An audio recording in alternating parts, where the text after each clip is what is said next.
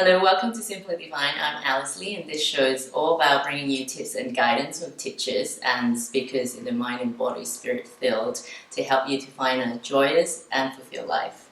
Today we are very, very honored to have Ratnaprabha here with us, and Ratnaprabha is a Buddhist master, and he teaches meditation and mindfulness, and I am very curious.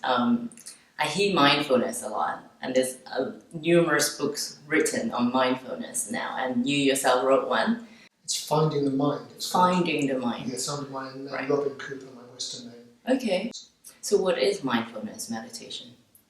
Yes, well, the Buddha himself, in early Buddhism, one of the things he really stressed was the importance of just being really present with your experience, particularly with the flow of your mind, the flow of mental events in your mind, to sort of see where you're at emotionally, and also in a way to have some sort of control over what's happening in your mind, because usually it's so out of control. It's like a herd of horses running off in all directions. Yes. Or at least it used to be for me anyway, with the thoughts in the mind. And so what he said was, well, you need to do some practice. It's no good just turning yourself off and saying, no, I should be more aware, I should be more mindful, I should be more calm. You actually need to find a discipline that will help you do that. And so he taught various methods of doing it, but particularly using the breath. Right. So he suggested, just pay attention to your breath. And when your mind wanders off, just come back again. Just keep coming back to the breath, not the thought of the breath, but the real, complete experience of the whole body breathing. And just paying attention to the breath itself is really relaxing, but it also trains you to come back to one thing at a time. And we have a busy life, and also we're fascinated by so many things. So the fact that our mind gets so busy and so interested and so preoccupied is in a sense quite a good thing. Right. It shows that we are actually engaged and interested. And we're alive. Yeah, that we're alive, that's right. But if then you can train yourself with a discipline that says, okay, this is not the right time for me to be planning my holiday. I can do that next week. There's no rush. Yes. So instead of sitting here planning my holiday, why don't I sit here just really being aware of my body and of my energy and of me as I am at the moment, tune into myself and be a bit more friendly to myself. And I think if you can realise that just to be an aware human being is an incredible achievement. And so you don't need necessarily lots more proofs of how good you are. You don't necessarily need that stuff. And I think that, again, mindfulness itself is delightful. Is there something that we should look out for while we're meditating, or is it just literally be with your breath? It is literally be with your breath, but there are different forms of meditation in Buddhism, and some forms of meditation you could say are goal-oriented. So you've got what you might call pure mindfulness meditation, which is particularly well known from Zen Buddhism, where in a sense it's really important you don't have any goal at all, and you're just completely present. And they call it just sitting, literally just sitting. And that's actually one of the most difficult kinds of meditation. So if, on the other hand, you've got a focus in your meditation like the breath, then you've got an immediate goal, which is to stay with the breath and to come back whenever you wander. So there is a goal there, in a way. Right. But there are also longer-term goals, and in particular, there are goals which are sometimes called stopping and realising. Okay. So stopping means, in a way, slowing down the franticness of the mind, so that you can really take in the world properly. Right. And then when you can take in the world properly, you can understand yourself and other people and so on, and that's the realising phase. So in Buddhism, meditation has those goals, as it were, of stopping and realising, but it also goes back to just sitting quite often when you have no goal at all. Right. While I was having the meditation just now, I caught myself, as I said earlier, that I was falling asleep. Then I thought, hold on, if I was falling asleep, but then I caught myself falling asleep, and then someone was watching me catching myself falling asleep. Yes. What is I yes, that's right. In Buddhism? I mean, and that question comes up. Yes. Who's doing the watching? Who is? Well, even there's a great mystery with mindfulness, because if you're not mindful, how can you become mindful? Because you're not sufficiently aware to bring yourself back. And then if you are mindful, then you can start working with your mind, and you can start deciding to come back or cultivating particular qualities. But in Buddhism, as you probably know, there's no self. Now that doesn't mean, of course, we do have a centre to our experience. We're going through life, we're making decisions, we're an observer looking out at things, all that kind of thing. But the illusion that comes from that is to think that somewhere deep inside there's the real me. And the real me, which is unaffected by all this, which is sort of looking out through a series of windows and apertures in our castle, and we have to protect this real me, it's very vulnerable, So Buddhism in a way is very reassuring. It says, don't worry, there isn't anything there that needs protecting. There is a constant flow of awareness, that's genuine, that awareness. And sometimes you may find the awareness is split. So there's one part of you looking at another part of you. But it's not that one part of you is the real self and the other part of you is what's being looked at. There's simply an awareness in that case which is a little bit split. And the ideal is to have a non-dual awareness where you're engaged in a total flow. And I think probably everybody has experienced that sometimes. So if you're really involved with something, it might be you're painting a picture, or you're walking up a mountain, or you're really engaged in a conversation, something like that. You realise there's no longer a sense of me watching this. I'm really mindful, I'm aware it's happening, but I'm completely engaged in it. And some modern psychologists call this the flow experience. Right. And in traditional Buddhism it's called absorption. And it can happen in meditation, but it can happen outside meditation as well, where you just feel, there's no me watching, I'm just really there, I'm really with it. I'm getting a sort of contrasting message between mindfulness and getting in the flow, because mindfulness to me means that you have to be mindful, that you're watching your thoughts, you're not letting your thoughts sort of run away and run things. And then we're talking about not being watched at all. I guess it's a bit... That's a very good point you make, yes. In a way, ideally, mindfulness is flow. So when you really get into it, you're completely present, say, with the breath. But there's nothing that's taking you away from it. There's no need to watch the breath, because you're immersed in the breath. You're absorbed in the breath is the word. The word absorption is used. Right. But how do you get to that point? Now, to get to that point, you probably need to try and place the breath at the centre of your experience and realise that you, in a way, your awareness is bigger than that. There are other things going on as well. The other things might be noises. So it might be that you can hear cars outside. So they're there, and they take you a little bit away from the breath. But as soon as they make you think of a train of thought about what kind of car is that, you come back again to the breath. But it might also be things inside, like thoughts and memories that come up inside. So again, you say, okay, let's keep the breath at the centre. But the other stuff that's going on, let's just allow it to happen, but it's at the edge. And eventually that dies away, and that's when you get into the flow experience. While you're practicing mindfulness, you may need to sort of have that sense of, now where am I at? And make sure the breath is in the middle, make sure other things are on the edge. So you're being a little bit more conscious and deliberate about it. But that's just the discipline, the learning process. And in terms of applying mindfulness in real life, outside of meditation, how does one go about that? I suppose in a situation, for example, where, I don't know, you're feeling challenged or you're being confronted with something you'd rather not deal with. Yes. I suppose the question is, how do, the modern life, how do we apply mindfulness? The easiest place to apply it is when you're not being challenged and when you're just like walking to the tube station or something and you can do mindful walking. Or when you're just doing a simple task like washing up, and you can do mindful washing up. Right. But your question is a really good one, because the time when mindfulness is most difficult is when there is a challenge which you'd rather avoid. And there's something that's happening. Maybe there are strong feelings inside you, maybe there's a conflict with another person or a difficulty at work. And in a way, that's the very place where mindfulness can be most useful. But also you will tend to find you'll distract yourself and you want not to think about it, not to face it. So they often say, very good mindfulness teachers will talk about the process of turning towards. And what that means is, rather than turning away from uncomfortable experiences, you turn towards them. So maybe, for example, I don't know, you're talking to your sister or something like that, and you have a bit of a problem with your sister. You say, this is going to be a difficult conversation. And you get into a little bit of, and they say, no, let's be mindful. And in that case, you come back to your body.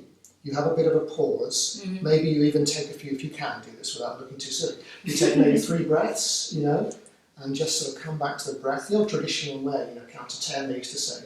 so that you come back to yourself, you know where you're at, you remember there's another human being here I'm talking to. You know, I feel a bit tense, I've got something I'm trying to do, but let's just relax from that, let's be open, and the mindfulness helps you to be open and to, not to get rid of the discomfort, but to allow the discomfort to be present in your experience and to continue being present while you're...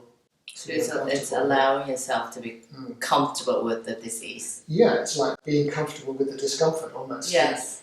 And not pretending, not saying... That it's not that. You know, sometimes mindfulness becomes a little bit new age where people say, oh yes, we're all total harmony, everything is wonderful. Right. You know, we're all interconnected, which is true. But actually we do have to face difficulty and conflict, don't we? And I think mindfulness is particularly useful when you're facing difficulty and conflict. Is mindfulness about being aware how you feel and then giving that space to decide what actions to take as opposed to react to whatever impulse you have? Yes, that's right, yeah. And in particular, our feelings, our immediate feelings are a message to us, aren't they? So I mentioned that example of talking to one's sister, you know, if you have a little bit of a problem with her, and then immediately you can feel in your body almost the response, and that response makes you say want to get angry or makes you want to run away or something like that. So what mindfulness does, it opens a space up. It doesn't cure anything, it doesn't fix the problem, it just says it's okay, there is space, we don't have to rush into this, we don't have to be reactive, we can be creative instead. So you can just say, oh, what was that? At first you want to say something, and you say, no, that's tension here, wasn't it? I can feel the tension here. I can feel a bit of fear, or I can feel a bit of anger. Then just sit with that. Just let it be there. Notice it to be there, and not immediately go into what would naturally follow from it. Yes. And instead of that, you can feel, no, maybe it's a more appropriate thing I can do. Maybe I can just say, oh, you know, I'm feeling really anxious at the moment. You know, how are you feeling? And mindfulness needs to be mindfulness of other people as well as of yourself. Or otherwise it just becomes a technique. It could be a calming technique. It's very nice as a calming technique, and it calms you down and it helps you to be relaxed and to be present. But to be a real person changing technique, it needs to include mindfulness of others as well, I think. Empathy. And going back to what you said earlier, that in Buddhism there's no self. I think I'm having trouble grappling the idea of having no self. So does that mean that we're all one? Is that what we're saying? Or no, they talk about different kinds of wisdom in Buddhism, and one kind of wisdom is when you do realise interconnectedness, you realise that there's an equality there, that we all equally matter, we all really matter. And of course we tend to think I'm the important person in the world, you know. We might not admit it, but deep down we're sort of saying, I'm the one that needs protecting, and I'm the one that has a problem and all that kind of thing. I'm the one who's deserving. I'm the one who's deserving, but the equality wisdom says, no, we all matter equally. But there's also discriminating wisdom that says we're all unique. Everybody is different. Absolutely. Everybody has their own path through life. Yes. They have their own objectives. They have their own special qualities, you know, wonderful qualities. So you can discover that as you get to know people. So in a way, although you could say there's no independent, fixed self, but there is a flowing me. And that is changing all the time. It can always change, but it matters. It's important. And it comes out of my whole history. So therefore it's unique. Everybody has a unique history. And in terms of, I'm getting a feeling that we are all very attached to our mind. Yes. And so we are the mind. Yes. We are our thoughts. What's the view in Buddhism about mind and being? Well, in a way, mind is the most important thing, because mind means the flow of your experience. But being attached to it means wanting it to be a particular way, or wanting it to be matching my thoughts of who I am and what my identity is. So again, if you can treat your mind in the same way, your mind being the flow of experiences that are there, the flow of what comes in through your senses, what comes up from your memory, and what comes into your imagination, and what comes into your rational mind as well, all the words and the thoughts as you talk to people that are coming in. That's all this river. The mind is a river.